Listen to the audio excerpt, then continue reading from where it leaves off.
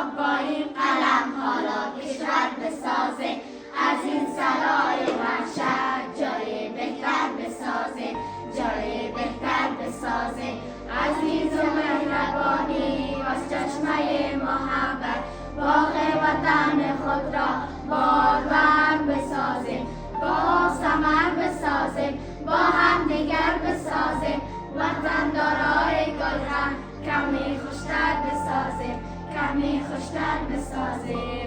کودک بره به مکتب، کارگر بره سر کار، معلمای ما هم بیاین شاد بسیار، همگی دست به کارا باشد شاد و آرام، شاگرد کارای خود را قشنگتر میده انجام، درخت و گل بشانه هر قدم بمانه، زبان صاف خوب است اگر او را بدانیم، اگر او را بدانیم.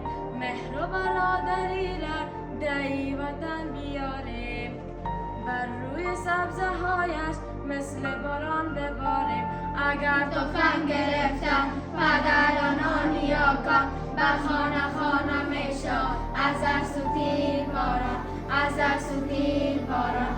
حالا قلم میگیریم با فکر و عزم محکم، بر اسم جنگ میمانیم امروز نقطه پایان.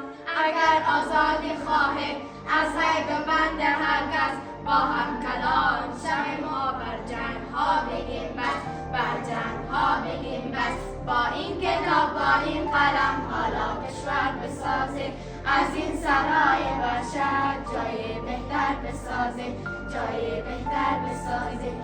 عزیز مهربانی و چشمه محبت باغ وطن خود را بارور بسازیم، با ثمر بسازیم، با هم دیگر بسازیم، وطن دارای گل را کمی خوشتر بسازیم، کمی خوشتر بسازیم.